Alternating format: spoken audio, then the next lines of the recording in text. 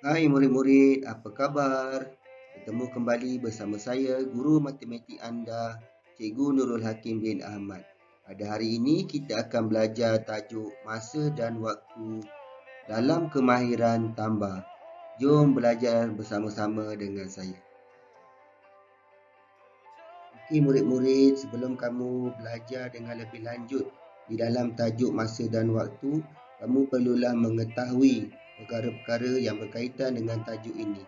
Okey, sebagai contoh yang saya paparkan di dalam slide ini. Satu hari 24 jam, 1 jam 60 minit ataupun pecahan yang melibatkan tahun berapa bulan, pecahan yang melibatkan jam berapa minit. Kamu boleh lihat sendirilah di dalam slide yang saya paparkan ini. Sebaik-baiknya kamu baca, kamu hafal. Ini adalah maklumat, pengetahuan am yang perlu kamu hafal, kamu tahu supaya kamu dapat menguasai tajuk masa dan waktu. Okey, sekarang kita masuk pembelajaran kita di tahun 5. Sebagai pengetahuan, 1 dekad sama dengan 10 tahun. Ini kamu kena tahu dan sebaik-baiknya kamu hafal.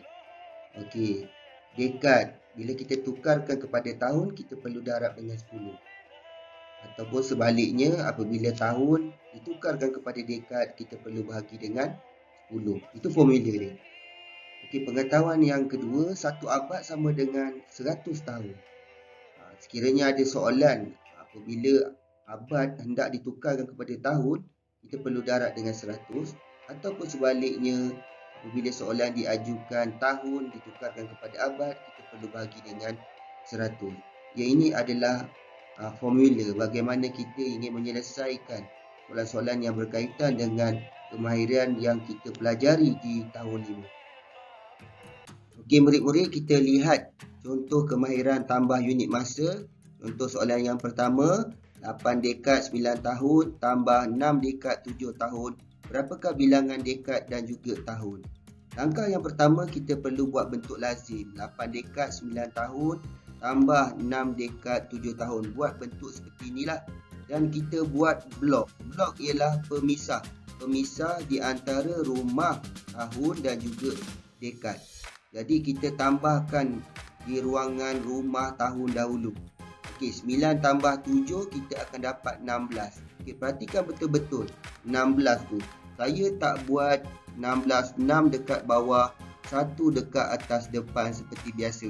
Ini bukan tambah dalam tajuk ataupun kemahiran yang selain daripada unit tambah unit masa. Ini bila melibatkan tambah unit masa, dia ada berbeza sedikit. Jadi dia tak boleh 6 letak bawah, 1 dekat atas depan. Kita kena tulis 16 seperti ini. Seperti biasa. Okey. Jadi kita selesaikan seterusnya. Rumah dekad 8 tambah 6, 14. Tapi ini bukan jawapan yang sebenar. Kerana kalau kita lihat dekat ruangan tahun, kita perhatikan 16 tahun. Dekat 16 tahun tu, kita ingat balik formula kita, 1 dekad sama dengan 10 tahun. Ya, maknanya 16 tahun ni ada dekad dekat situ. Ada dekad kerana 16 sudah melebihi 10 tahun. Ya, jadi apa perlu kita buat? Kalau kita lihat dekat situ, bila 10 tahun nak pergi kepada 1 dekad, nombor besar kepada nombor kecil, kita kena tolak. Kita kena tolak. Tolak berapa? Tolak 10. Bila tolak 10, sebelah kena tambah 1. Kenapa?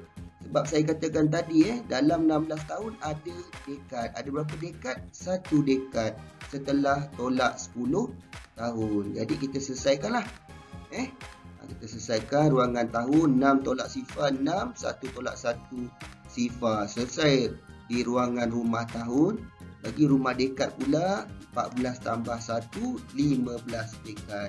Jadi itulah jawapan dia. 15 dekad 6 tahun. Kita tulis di ruangan jawapan yang disediakan. Itulah jawapan untuk soalan yang pertama. Okey murid-murid, kita lihat contoh soalan yang kedua. 6 abad 73 tahun tambah 7 abad 69 tahun. Berapakah bilangan abad dan juga tahun? Okey, kita buat bentuk lazim seperti biasa. 6 abad 73 tahun tambah 7 abad 69 tahun. Ya, kita buat bentuk lazim seperti biasa, namun kita buat blok untuk memisahkan rumah tahun dan juga abad. Kalau tadi kita belajar untuk soalan yang pertama, dekad dan juga tahun. Sekarang abad dan juga tahun. Okey, kita tambahkan di ruangan rumah tahun. 3 tambah 9, 12. 2 letak bawah, 1 letak atas. 1 tambah 7 tambah 6, kita akan dapat 14. Ya, kita tak buat seperti yang kita belajar di soalan yang pertama. Kita tak buat, okey, 9 tambah 3, 12. Okey, 1 tambah 7 tambah 6, 14. 4 dekat bawah, 1 dekat atas depan. Kita tak menambah seperti kita belajar dalam tajuk selain daripada tajuk masa dan waktu. Kita tak buat seperti itu. Sebab itu saya buat blok memisahkan ruangan tahun dan juga abad. Jadi kita tak boleh buat begitu. Kita buat tambah, kita tulis 142 tahun di ruangan tahun seperti itu. Buat macam tu saja, kita just follow saja soalan tu. Okey, seterusnya kita lihat ruangan abad. 6 tambah 7, kita akan dapat 13 abad. Okey, dekat sini yang kita kena selesaikan. 142 tahun ni. Kalau kita lihat formula bagi abad dan tahun ialah 1 abad sama dengan 100 tahun. Ya, apabila kita nak menukarkan ataupun kita nak mengecilkan 142 tahun tu nak jadikan kepada abad, daripada 100 tahun kepada 1 abad, nombor besar kepada nombor kecil, kita akan buat penolakan. Apabila besar nak jadi kecil, kita akan buat penolakan ataupun operasi bahagi. Jadi kita buat tolak. Tolak dengan berapa? Tolak dengan 100 ikut formula. Apabila tolak dengan 100, makna kita kena tambahkan 1 dekat rumah abad, kerana 142 tahun itu ada 1 abad dalam dia. Sebab 142 tahun sudah melebihi 100 tahun. Jadi kita selesaikan di ruangan tahun. 2 tolak sifar 2, 4 tolak sifar 4, 1 tolak 1 sifar. Okey, selesai di ruangan tahun. Di ruangan abad, 13 tambah 1, kita akan dapat jawapan 14 abad. Jadi itulah jawapan untuk soalan yang kedua. Kita tulis kembali di ruangan jawapan, 14 abad 42 tahun. Itulah cara bagaimana kita menyelesaikan untuk soalan yang kedua. Okey, itu saja pembelajaran kita pada hari ini. Sekian, terima kasih. Semoga kita berjumpa lagi.